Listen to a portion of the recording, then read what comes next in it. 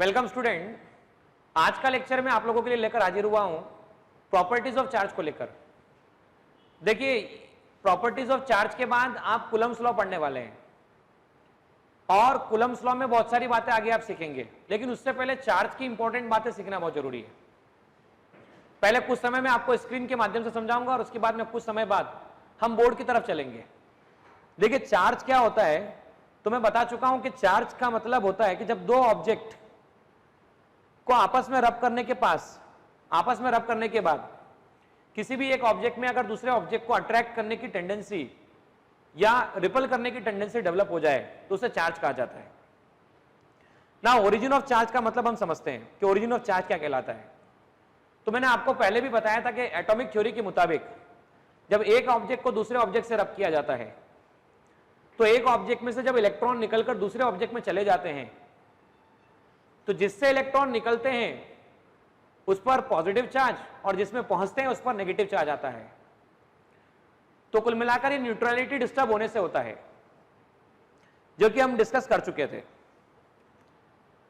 अब आप ये भी देख सकते हैं कि अगर कोई ऑब्जेक्ट, जैसे कि मैंने एग्जांपल दिया था ग्लास रॉड और सिल्क को रब करने पर, तो ग्लास रॉड को सिल्क के साथ रब करने पर हमने बताया था कि ग्लास रॉड से इलेक्ट्रॉन निकलकर सिल्क में चले गए थे। तो देखिए, ग्लास रॉड से इलेक्ट्रॉन निकले मतलब नेगेटिव चार्ज निकला, और नेगेटिव चार्ज निकला मतलब उस पर पॉजिटिव चार्ज आया।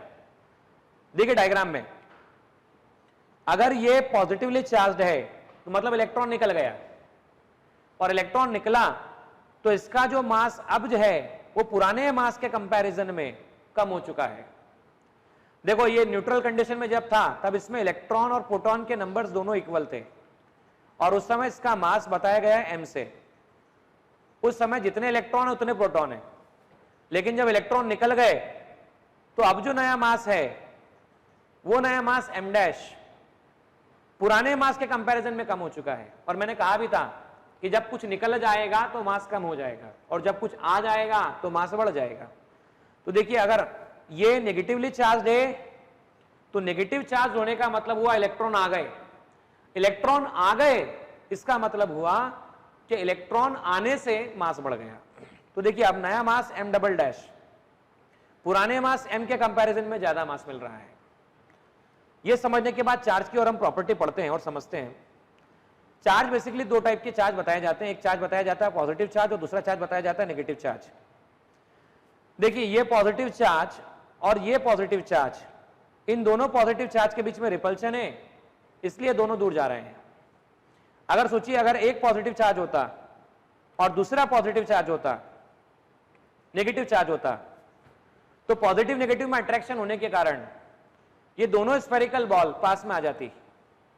अब देखिए, अगर दोनों बॉल पर नेगेटिव चार्ज है तो वो दोनों बॉल आपस में रिपल करते हुए पाई गई है और इस कारण से थ्रेड के बीच का डिस्टेंस बढ़ गया है और ये एक दूसरे से दूर चली गई है। चार्ज की और प्रॉपर्टी आप समझिएगा, चार्ज का यूनिट और डायमेंशन फॉर्मूला। देखिए, चैप्टर हम पढ़ रहे हैं इलेक्ट्रोस्टैटिक, सुनना ध्यान से। यूनिट बताने के लिए मैं क्या कह रहा हूं, चैप्टर हम पढ़ रहे हैं इलेक्ट्रोस्टैटिक और बात हम कर रहे हैं करंट इलेक्ट्रिसिटी की। फिर भी मैं क्यों करूंगा, क्योंकि हम 10th क्लास पास आउट है और 10th क्लास में हम बात सीख चुके हैं कि rate of flow of charge is called current. Rate of flow of charge is called current, मतलब dq बाई dt को कहते हैं हम I। तो हम dq को लिख सकते हैं क्रॉस मल्टीप्लाई करके, dq can be return I multiply by dt। तो हुआ ऐसा, चार्ज की डेफिनेशन को निकालते समय I मतलब करंट और टाइम मतलब सेकंड, तो इसे एम्पियर सेकंड लिखा जा सकता है और एम्पियर सेकंड को लिखा जाता है कूलम। बच्चों, एम्पियर सेकंड को क्या लिखा जाता है, कूलम। और कूलम एक बड़ी यूनिट होती है। कूलम के अलावा भी अदर यूनिट होती है। मिली मतलब -3, माइक्रो मतलब -6, नैनो और नैनो मतलब -9। तो 1 मिली एम्पियर मतलब 10 to the power -3 coulomb, 1 micro ampere मतलब 10 to the power -6 coulomb, 1 nano ampere, nano coulomb, ampere नहीं बोल रहा हूं यहां पे, कूलम बोलने की जरूरत है। 1 नैनो कूलम तो 10 टू द पावर -9 कूलम। देखिए, ये जो बात अभी मैं आपसे डिस्कस कर रहा हूं बड़ी इंपॉर्टेंट बात है। चार्ज की सीजीएस यूनिट जो होती है वो स्टेट कूलम, जिसे ईएसयू कहा जाता है। वापस सुनना बेटा, चार्ज की सीजीएस यूनिट जिसे स्टेट कूलम और ईएसयू कहा जाता है, और चार्ज की इलेक्ट्रोमैग्नेटिक यूनिट जो होती है उसे एब कूलम कहा जाता है, एबी कूलम कहा जाता है। बेटा 1 coulomb equal to 3 × 10⁹ stat coulomb and that is equal to 1/10 ab coulomb कहा जा सकता है। देखिए चार्ज का डायमेंशन फॉर्मूला निकालने के, देखिए यहां पर I इक्वल टू dq/dt, तो dq इक्वल टू लिखा जा सकता है I × dt, और I मतलब करंट और dt मतलब टाइम।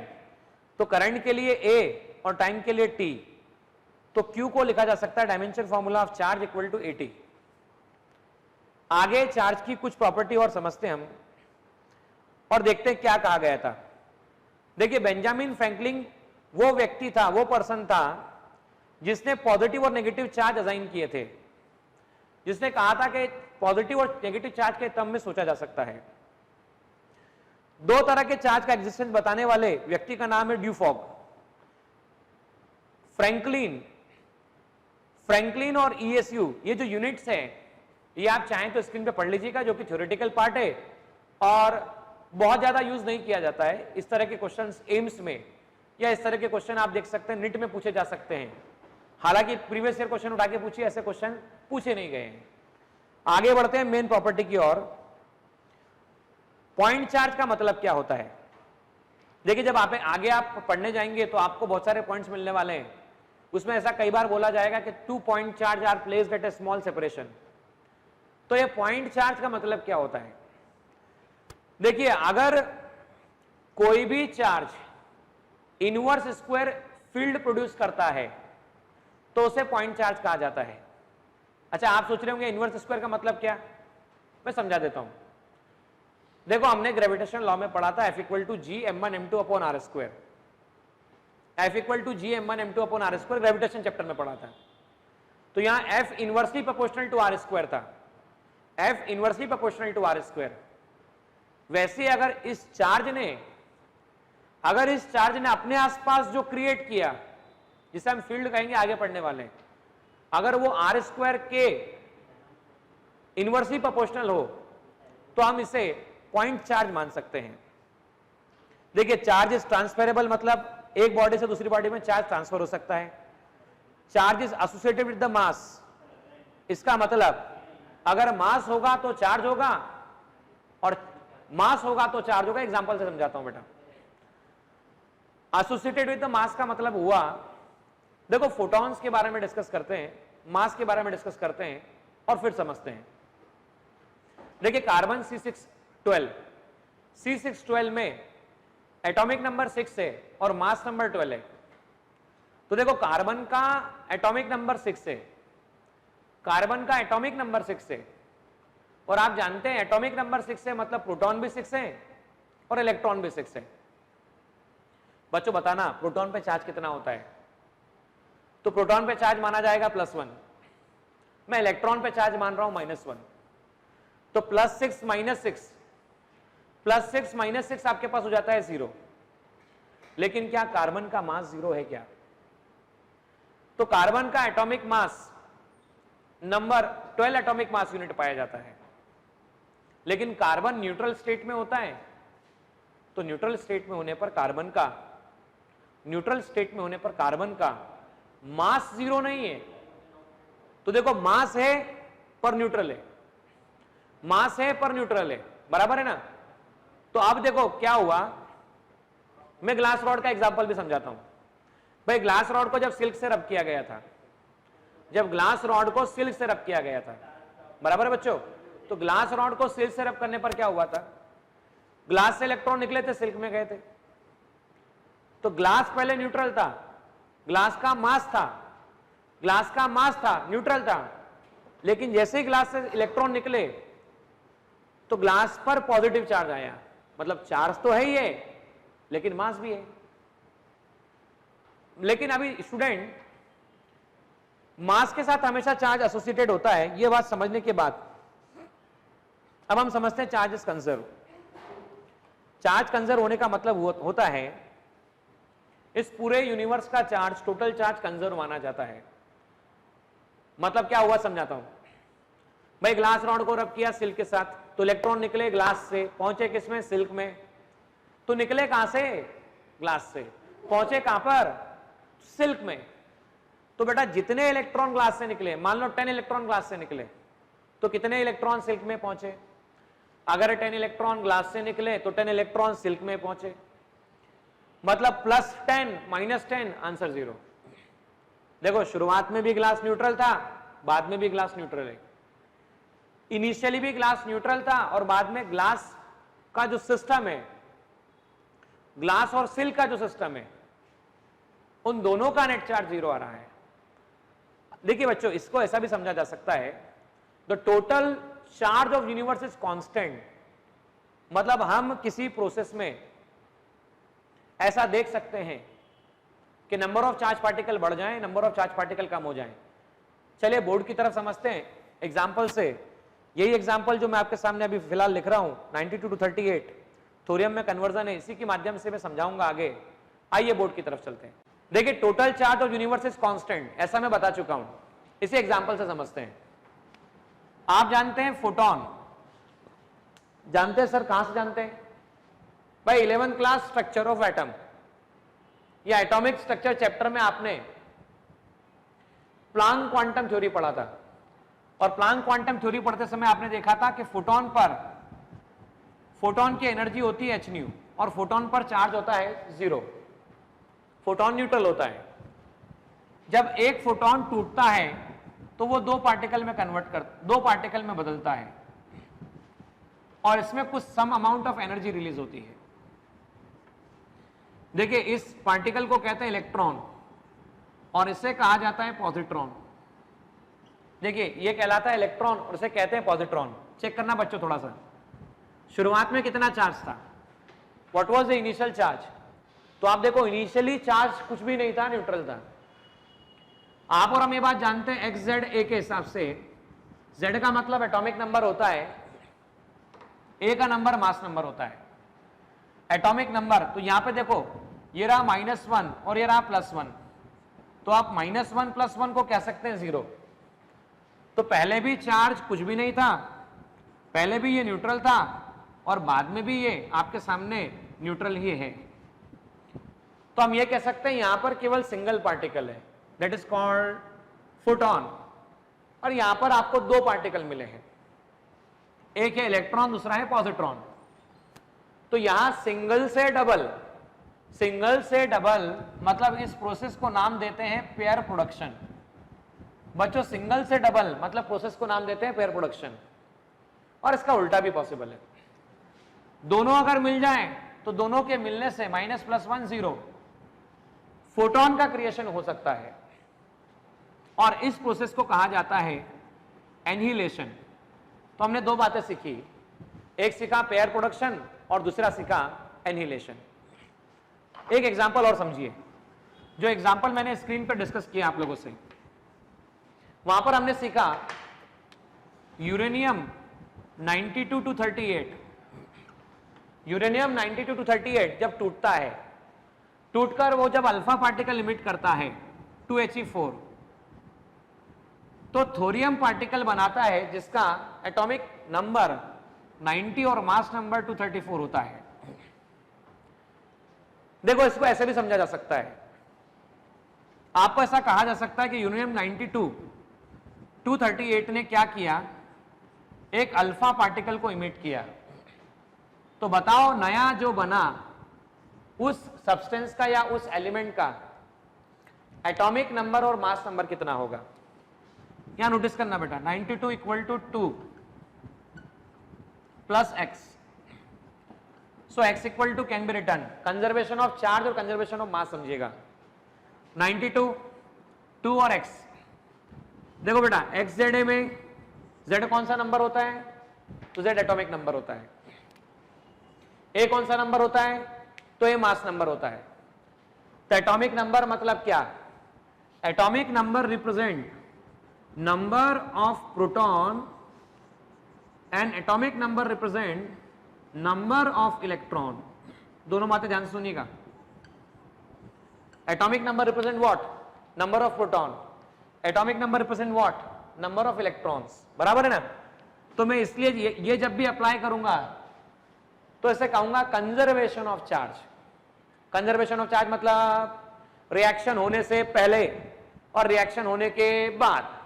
सुनना ध्यान से, रिएक्शन होने से पहले, रिएक्शन होने के बाद जो चार्ज पहले था उतना ही चार्ज बाद में भी रहेगा।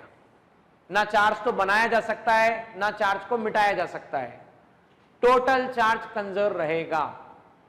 Charge neither be created nor be destroyed, it is transferable from one object to other object. Number of charge particle या तो बढ़ेंगे या कम होंगे। यहां देखो पहले सिंगल था, सिंगल से डबल, यहां पे भी देखो पहले सिंगल था, सिंगल से डबल। अब नोटिस करना 92 इक्वल टू 2 प्लस एक्स, तो एक्स इक्वल टू कितना आया? 92 माइनस 2, तो आप इसे लिख सकते हैं 90। देखो एक्स इक्वल टू 90 निकल के आया। अब आप चेक करो 238 4 plus y, so y equal to 238 minus 4, और 238 माइनस 4 को आप लिख सकते हैं 234। तो आप चेक करो यहां पर ये आ चुका है 90, तो चेक करो ये 90 है, ये 234, तो ये देखो चेक करो 234 है। तो हमने अभी चार्ज के बारे में क्या सीखा? हमने चार्ज के बारे में सीखा कि चार्ज के लिए, कंजर्वेशन ऑफ चार्ज के लिए, total charge of system remains always conserve. किसी भी सिस्टम का चार्ज हमेशा कंजर्व रहेगा। हम चार्ज की एक और प्रॉपर्टी समझते हैं जिसे कहा जाता है additivity of the charge. Let us understand, आपके पास ये सिस्टम और इस तरह से कोई सिस्टम अवेलेबल है। ये 2 माइक्रोकूलम चार्ज है, -2 माइक्रोकूलम चार्ज है, +2 माइक्रोकूलम चार्ज है, 6 माइक्रोकूलम चार्ज है, 10 माइक्रोकूलम चार्ज है, 20 माइक्रोकूलम चार्ज है पॉजिटिव, और इस तरह से हमें चार्ज गिवन है। इसे बोला गया S1 फर्स्ट सरफेस, इसे बोला गया S2 सेकंड सरफेस, S2। ये जो बड़ी सरफेस दिख रही है इससे बोला गया S3, और ये जो सरफेस दिख रही है इससे बोला गया S4। आपसे पूछा गया इन सब सरफेस में कितना चार्ज है आपको बताना है, सारी सरफेसेस में कितना चार्ज है आपको टोटल चार्ज बताना है। तो देखो बेटा, सबसे पहले मैं देखता हूं S1 के बारे में। तो S1 सरफेस में कितना चार्ज है? तो S1 सरफेस पे टोटल +2 माइक्रोकूलम चार्ज है। अब S2 सरफेस की बात करो तो S2 सरफेस में +2 माइक्रोकूलम भी आ रहा है और -2 माइक्रोकूलम भी आ रहा है। +2 माइक्रोकूलम, -2 माइक्रोकूलम, और +2 और -2 आंसर कितना आता है? तो आंसर 0 आता है। चलो अब S3 सरफेस की बात करते हैं, इस बड़े वाले सरफेस की बात करते हैं। तो इस बड़े वाले सरफेस में कौन कौन आ रहा है चेक करना। तो इस बड़े वाले सरफेस में 2, 6, -2 +2 +6। तो S3 सरफेस में चेक करो आप कितना आएगा। सबसे पहले शुरू करते हैं यहां से, तो 2 माइक्रोकूलम विथ पॉजिटिव साइन, फिर यहां जाते हैं +6 माइक्रोकूलम, फिर जाते हैं +2 माइक्रोकूलम, फिर जाते हैं +10 माइक्रोकूलम, और फिर जाते हैं इस पूरे सरफेस में घूमते हुए -2 माइक्रोकूलम। बराबर है? तो बोलो +2 और -2 कितना हो गया? तो +2 -2 आपके पास आ जाता है 0। +2 +6 +10, 6 और 2 8, और 8 और 10 कितना हो जाता है? तो 18 माइक्रोकूलम। इसे ऐसा लिखा जा सकता है, S3 can be written 18 microcoulomb. Now last S4 surface की बात करो, तो S4 सरफेस मतलब ये वाली सरफेस। अब इस वाली सरफेस में चेक करना क्या होता है। तो इस वाली सरफेस में कौन कौन आ रहा है? तो इस वाली सरफेस में -2 +10 और +20। तो देखो -2 microcoulomb +10 microcoulomb +20 microcoulomb, -2 +10 8 microcoulomb +20 microcoulomb, तो टोटल आ जाता है 28 माइक्रोकूलम। तो यहां चार्ज एडिटिविटी प्रिंसिपल से हमें साफ समझ में आता है कि जैसे आप नंबर को ऐड करते हो वैसे आप चार्ज को यहां पर ऐड कर सकते हो। चार्ज की यह प्रॉपर्टी समझने के बाद हम चार्ज के इफेक्ट को समझना चाहेंगे कि चार्ज के क्या क्या इफेक्ट्स होते हैं। देखिए, चार्ज जब रेस्ट पर होता है या चार्ज जब मोशन में होता है। देखो जब भी चार्ज रेस्ट पर होता है या मोशन में होता है, जब चार्ज रेस्ट पर होता है तो अपने आसपास जो ये क्रिएट करता है इसे नाम दिया जाता है इलेक्ट्रिक फील्ड, और जब चार्ज मोशन में होता है तो ये दो तरह से मोशन में हो सकता है।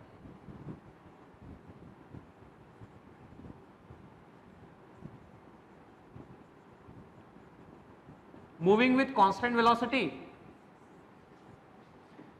और मूविंग विथ वेरिएबल वेलोसिटी।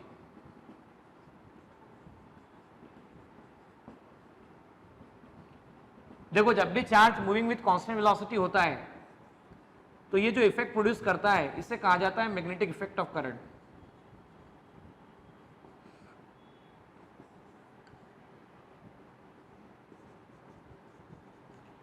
और जब भी चार्ज वेरिएबल वेलोसिटी से मोशन करता है तो ये इलेक्ट्रोमैग्नेटिक वेव्स प्रोड्यूस करता है। वापस समझना बेटा, ये वाला एग्जांपल आपने 10th क्लास में कार्डबोर्ड वाला एग्जांपल देखा था। 10th क्लास में आपको एक चैप्टर था जिसका नाम था मैग्नेटिक इफेक्ट ऑफ करंट, और magnetic effect of current chapter में आपने सीखा था कि जब कार्डबोर्ड से होल करके वायर पास किया जाए तो वायर को पास करने पर इसके आसपास मैग्नेटिक फील्ड डेवलप होता है, पर वहां पर हम मानते थे कि चार्ज कांस्टेंट वेलोसिटी से मोशन कर रहा है। और आगे 12th स्टैंडर्ड में इलेक्ट्रोमैग्नेटिक वेव्स चैप्टर में आप सीखेंगे कि जब भी कोई चार्ज वेरिएबल वेलोसिटी से मोशन करता है, आप बोलेंगे सर एग्जांपल है न्यूक्लियस, न्यूक्लियस में प्रोटॉन और न्यूट्रॉन, उसके आसपास कौन घूम रहा है? तो उसके आसपास घूम रहा है इलेक्ट्रॉन, उसके आसपास घूम रहा है इलेक्ट्रॉन। तो जब भी इलेक्ट्रॉन घूम रहा है मतलब इलेक्ट्रॉन को देखो भले स्पीड कांस्टेंट हो लेकिन डायरेक्शन लगातार बदल रही है, और डायरेक्शन लगातार बदल रही है मतलब बच्चों वेलोसिटी लगातार बदल रही है, क्योंकि velocity is defined as displacement per unit time, बराबर। तो वेलोसिटी में दो बातें आती है, एक मैग्नीट्यूड और दूसरा डायरेक्शन। इस पॉइंट पे डायरेक्शन इस तरफ, इस पे इस तरफ, इस पे इस तरफ, इस पे इस तरफ, तो हर जगह डायरेक्शन क्या हो रही है? तो हर जगह डायरेक्शन बदल रही है। और rate of change of velocity is called acceleration. Rate of change of velocity is called acceleration. मतलब जब वेरिएबल वेलोसिटी से मोशन करता है तो इसका एक्सेलरेशन नॉन जीरो होता है, और कांस्टेंट वेलोसिटी से मोशन करता है तो इसका एक्सेलरेशन जीरो होता है, तब ये इलेक्ट्रोमैग्नेटिक वेव्स प्रोड्यूस कर रहा होता है। आइए स्क्रीन की तरफ चलते हैं और कुछ बातें और समझते हैं। देखिए स्टूडेंट, अभी हम लोगों ने कंजर्वेशन ऑफ चार्ज इस प्रिंसिपल को समझा। चार्ज की एक और प्रॉपर्टी जिसे कहा जाता है invariance of charge.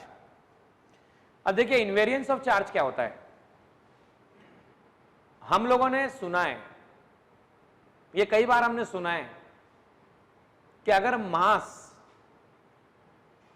Velocity acquire करता है और वेलोसिटी बढ़ाते बढ़ाते उसकी स्पीड बढ़ा दी जाए मास की, तो मास चेंज होता है।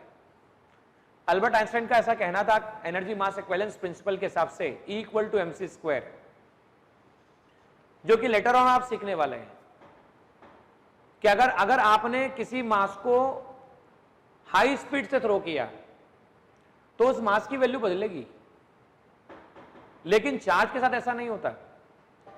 चार्ज कितनी भी स्पीड से किसी बॉडी को आप थ्रो करते हैं तो चार्ज का वैल्यू चेंज नहीं होता। देखो क्या लिखा हुआ है, the numerical value of the elementary charge is independent of the velocity, it is prove by the fact that as atom is neutral. लेकिन मास के केस में ऐसा नहीं होता। मास के केस में जैसे जैसे वेलोसिटी बढ़ती है वैसे वैसे मास का वैल्यू बदलता है। आइए नेक्स्ट प्रॉपर्टी समझते हैं हम चार्ज की, जो कि मैंने आपको अभी बोर्ड पर डिस्कस कर दी है कि चार्ज इलेक्ट्रिक और मैग्नेटिक फील्ड प्रोड्यूस करता है। ऐसा मैंने बताया था कि चार्ज जब रेस्ट पर होता है तो अपने आसपास इलेक्ट्रिक फील्ड डेवलप करता है। चार्ज जब मोशन में होता है तो मोशन में दो तरह से हो सकता है, एक कांस्टेंट वेलोसिटी से हो सकता है और दूसरा वेरिएबल वेलोसिटी से हो सकता है। अगर चार्ज कांस्टेंट वेलोसिटी से मोशन करता है तो magnetic effect of current produce होता है, मैग्नेटिक फील्ड डेवलप होता है, और अगर वेरिएबल वेलोसिटी से मोशन करता है तो वो इलेक्ट्रोमैग्नेटिक वेव्स डेवलप करता है। ये बात समझने के बाद आप और हम सीख चुके थे, देख भी सकते हैं आप जब रेस्ट पर है तो इलेक्ट्रिक फील्ड, कांस्टेंट वेलोसिटी से जा रहा है तो इलेक्ट्रिक और मैग्नेटिक फील्ड, लेकिन कोई रेडिएशन नहीं।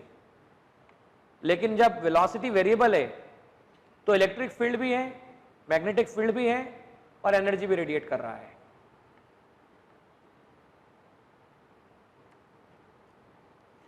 देखिए एक और इंपॉर्टेंट प्रॉपर्टी जो आपको सीखने को मिलने वाली है वो है charge reside on the surface of conductor. इस एग्जांपल से समझाना चाहूंगा, बड़ा इंपॉर्टेंट और इंटरेस्टिंग एग्जांपल आपके पास है। कई बार ऐसा होता है कि जब बिजली गिरने की बात आती है, सॉरी बिजली गिरने की बात मतलब क्या, अरे वही जब बारिश और तूफान आ रहा होता है, जो अभी भी आपके सामने आके गया कुछ दिनों पहले, तो तूफान के समय आसमान में बिजली कड़कती है।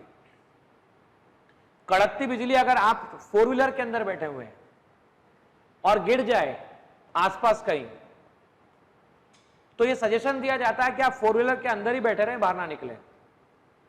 सर ऐसा क्यों? भाई 4 व्हीलर का आउटर सरफेस किससे बना है? मेटल से बना है।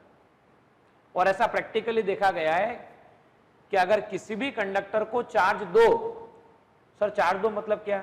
ऐसे पानी जैसे डालना है क्या चार्ज? नहीं नहीं नहीं नहीं, चार्ज देने का मतलब या तो इलेक्ट्रॉन ट्रांसफर करो या इलेक्ट्रॉन निकाल लो।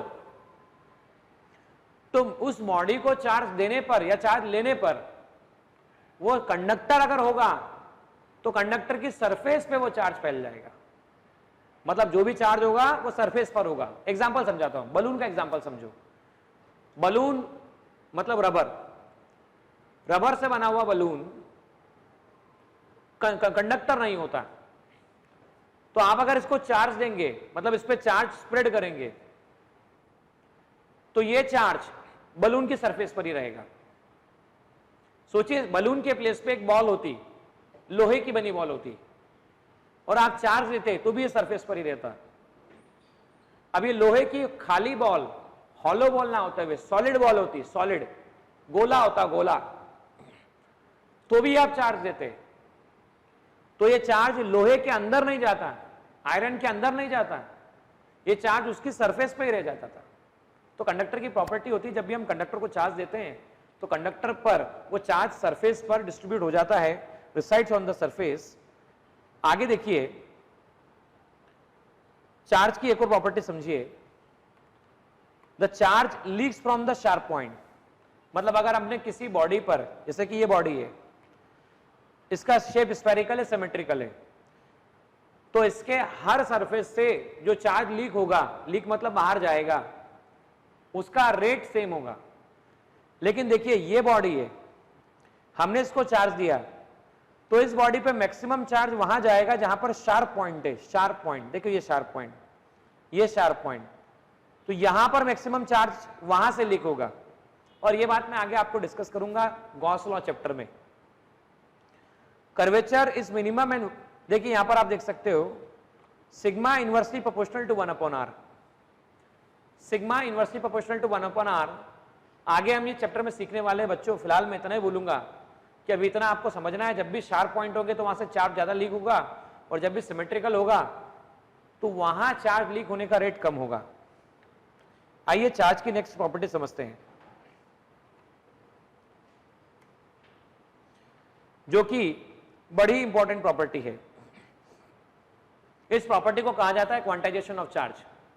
नाउ क्वांटाइजेशन ऑफ चार्ज का मीनिंग क्या होता है, मैं समझाना चाहूंगा क्वांटाइजेशन ऑफ चार्ज का मीनिंग क्या होता है। मान लीजिए मैंने ग्लास रॉड को सिल से रब किया, तो ग्लास से सिंगल इलेक्ट्रॉन निकला तो चार्ज, एक चार्ज बाहर चला गया, सिंगल इलेक्ट्रॉन ई। 2 इलेक्ट्रॉन निकले तो 2e, 3 इलेक्ट्रॉन निकले तो 3, 4 इलेक्ट्रॉन निकले तो 4e, 5 इलेक्ट्रॉन निकले तो 5e। मतलब जो चार्ज ट्रांसफर होंगे वो इंटीग्रल मल्टीपल के फॉर्म में ट्रांसफर होंगे। भाई सिंगल निकला E, 2 चार्ज निकले 2e, 3 निकले 3, 4 निकले 4e, 5 निकले 5e। बोलो n निकले तो n पर कितना होगा? ne। तो यहां n क्या है? तो n इंटीजर है, 1 2 3 4 5। देखिए हाल फिलहाल तक तो माना जाता है कि क्वांटाइजेशन प्रिंसिपल के मुताबिक चार्ज इंटीग्रल मल्टीपल के फॉर्म में होता है, लेकिन यह देखा गया है कि बॉडी पर चार्ज फ्रैक्शन में भी एग्जिस्ट करता है। और ये फ्रैक्शन में charge plus minus 2/3e plus minus 17.2e plus minus 10⁻⁻5e इस तरह से करता है। अब आप पूछेंगे, आप सोचेंगे सर किन के लिए करता है? तो बेटा ये क्वार्क्स और लेप्टॉन्स के लिए करता है। समझिए यहां पर बात। Recently it has been discovered that the elementary particles such as the proton and neutron are composed of quarks having the charge plus minus 1/3e and plus minus 2/3e। जैसे देखिए मैंने अभी आपसे कहा था कि क्वार्क्स और लेप्टॉन के चार्ज इंटीग्रल मल्टीपल नहीं होते, वो फ्रैक्शन में एग्जिस्ट करते हैं, लेकिन फिर भी हम उन्हें क्वांटाइजेशन प्रिंसिपल समझाने के लिए यूज क्यों नहीं करते, या हम क्यों नहीं कहते कि इंटीग्रल मल्टीपल के प्लेस पे फ्रैक्शन होता है? बेटा उसका कारण ऐसा है, क्वार्क्स और लेप्टॉन का स्टेबिलिटी टाइम जो है वो टाइम बहुत ही कम होता है। इसी कारण से हम उसे क्वांटाइजेशन प्रिंसिपल में Q equal two plus minus any में n इंटीजर कहते हैं, क्योंकि क्वार्क्स और लेप्टॉन का स्टेबिलिटी टाइम बहुत ही कम होता है, इसीलिए उसे एक्सेप्ट नहीं किया जाता। आइए चार्ज की नेक्स्ट प्रॉपर्टी समझने के बाद हम आप कंपैरिजन करना चाहेंगे कि चार्ज और मास को कंपेयर करने पर क्या बताया जा सकता है। देखिए कंपैरिजन चार्ज और मास का ऐसे किया जा सकता है, मेरी बातें ध्यान से सुनिएगा। मैंने अभी आपसे कहा पहले हम चार्ज और मास एक एक लाइन कंपेयर करते जाएंगे। देखिए चार्ज के बारे में ऐसा बोला जाता है कि अगर किसी बॉडी को चार्ज किया तो पॉजिटिव चार्ज भी हो सकता है, नेगेटिव भी हो सकता है और जीरो भी हो सकता है, लेकिन मैं मास की जब बात करता हूं तो मास हमेशा पॉजिटिव होता है, मास कभी नेगेटिव और मास जीरो नहीं होता। हमने अभी डिस्कस किया था चार्ज के बारे में कि चार्ज इनवेरिएंस प्रॉपर्टी को फॉलो करता है। मतलब अगर किसी बॉडी पर चार्ज बॉडी को लिया जाए, उसको उठा के थ्रो कर दिया जाए, थ्रो करने पर बॉडी जैसे जैसे मोशन करेगी, मोशन करने के साथ वेलोसिटी एक्वायर करेगी, तो वेलोसिटी एक्वायर करने पर बॉडी का चार्ज नहीं बदलेगा। लेकिन बेटा जैसे एक प्लास्टिक का एक बॉल है, 100 ग्राम का बॉल है मान लीजिए, चार्ज बॉल है, आप उसको थ्रो करो तो चार्ज बॉल जो होगा उसमें चार्ज नहीं बदलेगा, लेकिन मास बदलेगा। आप यहां देख सकते हैं charge carried by the body does not depends on the velocity, mass of the body increases with the velocity and which is given by m equal to m naught divided by under root v by c का whole square. इसे Einstein का relation कहा जाता है, जहां पर m naught जो होता है वो रेस्ट मास होता है, v होता है स्पीड ऑफ ऑब्जेक्ट और c होता है स्पीड ऑफ लाइट। देखिए क्वांटाइजेशन प्रिंसिपल के हिसाब से चार्ज क्वांटाइज्ड होता है लेकिन मास क्वांटाइज्ड नहीं होता है। क्वांटाइजेशन के बारे में मास का भी कोई डिस्कशन आज तक हुआ नहीं है। आगे समझिएगा,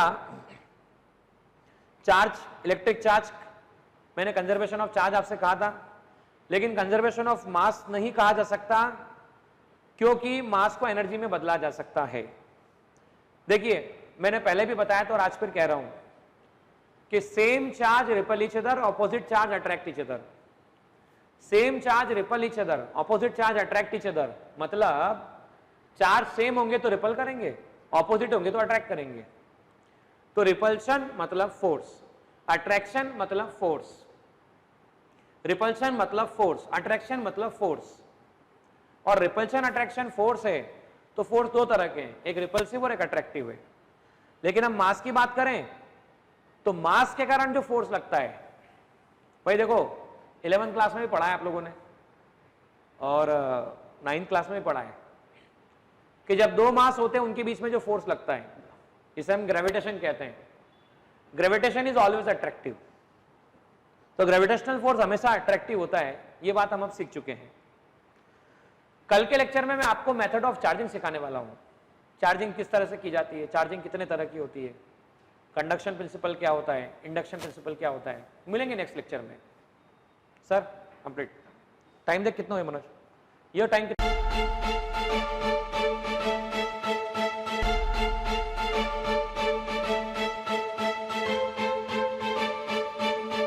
पुरोहित अकॅडमी, मेन ब्रांच प्रभात चौक, MJ कॉलेज रोड, लोकमान्य हॉस्पिटलच्या बाजूला, जळगाव आणि पांडे क्लासेस जवळ, बंधन बँके शेजारी, ट्रॅफिक गार्डनच्या समोर, जळगाव।